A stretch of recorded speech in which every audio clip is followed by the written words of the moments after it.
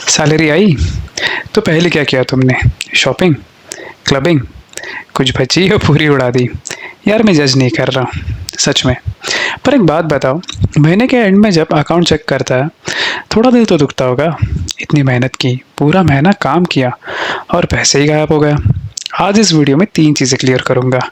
पहली, तेरी salary actually है कितनी और हाथ में कितनी आती है, ये गैप समझना बहुत ज़रूरी है।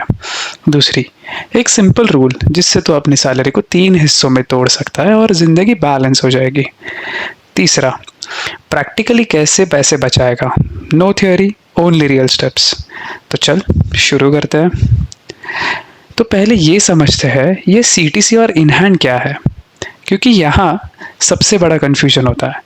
जब एचआर कहता है तेरा पैकेज 6 लाख है तो तू तो खुश हो जाता होगा। सही बात है, खुश भी होना चाहिए।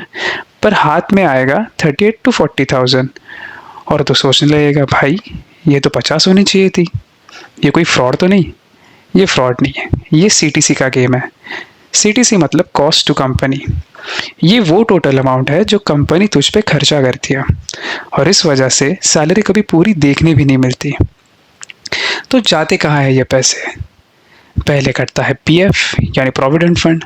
तेरी बेसिक सैलरी का 12% सीधा पीएफ में जाता है और सिर्फ यही नहीं, कंपनी भी इसमें 12% डालती है अपनी तरफ से, पर वो तुझे डायरेक्टली नहीं मिलता। दूसरा, प्रोफेशनल टैक्स। स्टेट के हिसाब से ये अलग होता है, 200 to 2500 तक ये वेरी होता है, पर कटता हर महीने है।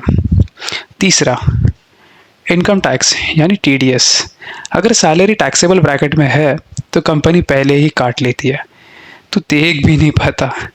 और बाकी ग्रेच्युटी, मेडिकल इंश्योरेंस भी और कुछ अलाउंसेस है उसमें जाती है। ये सब सीटीसी में काउंट होता है पर डायरेक्टली हाथ में नहीं आता। तो एक सिंपल एग्जांपल लेते हैं। 6 एलपीए पैकेज मतलब रफली 50,000 पर महीना क्रॉस।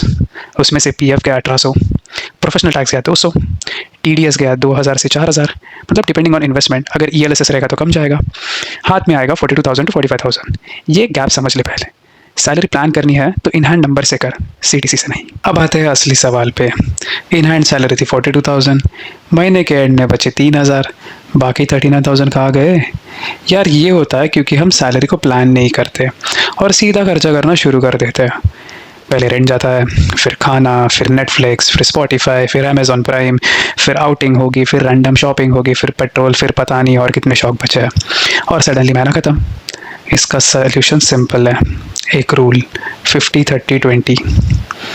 अब क्या है ये 50-30-20? ये इन हैंड सैलरी को 3 हिस्सों में तोड़ने का एक सिंपल रूल है। 50% फॉर नीड्स मतलब आपकी ज़रूरतें। ये वो चीज़ें हैं जो होनी ही चाहिए, जैसे कि रेंट, खाना, ट्रांसपोर्ट, बिल, ईएमआई अगर है तो। इन हैंड सैलरी 40,000 है तो 21,000 नीड्स के लिए। अब 30% वो आपकी ख्वाहिशों के लिए, दैट इज़ वांट्स।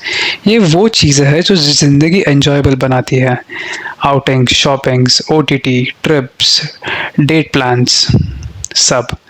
42,000 का 30% इस 12,600। ये गिल्ट फ्री खर्चा है, एंजॉय करो पर इस लिमिट में। और लास्ट के जो बचे हुए 20% है वो आपके सेविंग्स और इन्वेस्टमेंट में जाने चाहिए। पहले अपने फ्यूचर के लिए पे करो, जैसे कि इमरजेंसी फंड, एसआईपी एक्सेट्रा। 42,000 का 20% होता है 8,400। हर महीने के स्टार्ट में ऑटोमेटिकली ये अमाउंट इन्वेस्ट हो जानी चाहिए। यार ये फॉर्मूला कोई रॉकेट साइंस तो है नहीं, पर ज़्यादातर लोग इतना भी नहीं कर पाते, इसलिए सैलरी गायब होती रहती है। और अगर अभी तेरा 50-30-20 नहीं बन रहा, मतलब नीड्स ही 60-70% ले रही है, तो घबरा मत, इसे एडजस्ट करते हैं। 60-20-20 से शुरू कर, पेशेंस रख, जैसे इनकम बढ़ेगी सेविंग्स भी बढ़ेंगी।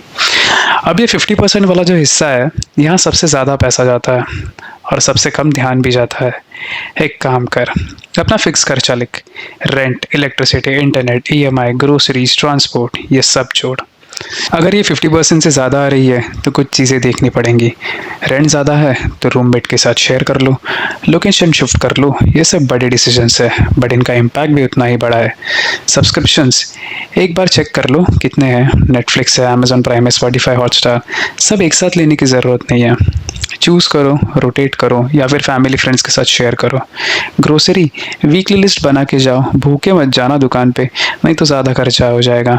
छोटी छोटी चीज़ें हैं पर इन्हें इग्नोर करना ही वो 39,000 गायब करता है। अब आते हैं 30% वांट्स वाले हिस्से पे।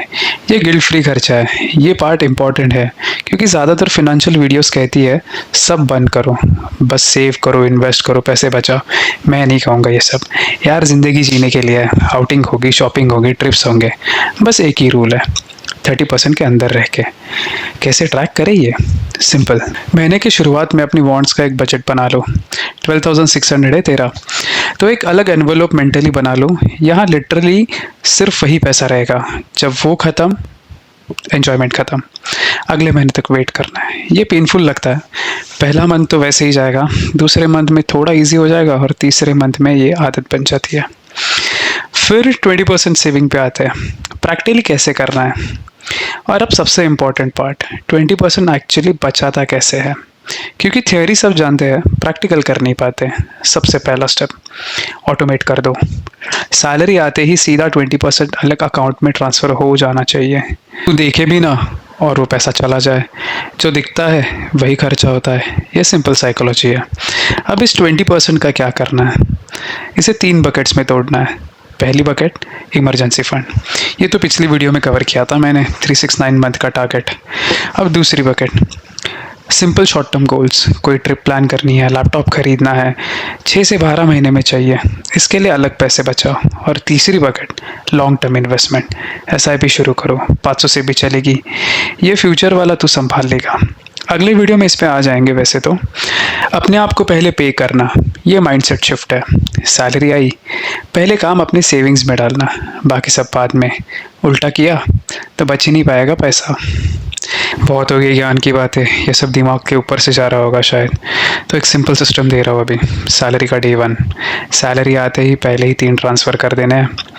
पहला तो 21,000 तेरे नीड्स के अकाउंट में, फिर 12,600 तेरे वांट्स के लिए या फिर कैश में निकाल ले, और लास्ट में 8,400 जो ऑटोमेटिकली इन्वेस्ट हो जाने चाहिए। महीने के बीच में सिर्फ ट्रैक कर, कोई बड़ा ऐप नहीं चाहिए, एक नोट्स ऐप में लिख ले कितना गया, नीड्स में कितना गया, वांट्स में कितना गया। वीक में एक बार सिर्फ देख लेना, महीने के एंड में एक क्लियर पिक्चर मिल जाएगी, कहाँ ओवर स्पेंड हुआ, क्या हुआ, अगले महीने कहाँ एडजस्ट कर सकते हैं। ये 10 मिनट का काम है, पर यही 10 मिनट तेरी फाइनेंशियल लाइफ बदल देते हैं। सीधे बोलता हूँ, बजटिंग बोरिंग है। लोग सोचते हैं यार इतना सब कौन करेगा, पर सच ये है जो लोग अपनी सैलरी प्लान नहीं करते वो हमेशा महीने की एंड में सोचते हैं पैसे कहाँ गए, और जो प्लान करते हैं वो वही सैलरी में ट्रिप्स करते हैं, सेविंग्स करते हैं और चैन की नींद भी सोते हैं। सेम सैलरी, बिल्कुल अलग ज़िंदगी, सिर्फ एक सिस्टम की वजह से। तो आज अभी एक काम कर, अपनी इन हैंड सैलरी ले, 3 हिस्से में डिवाइड कर, एक नंबर लिख हर कैटेगरी का। बस इतना ही आज का काम है।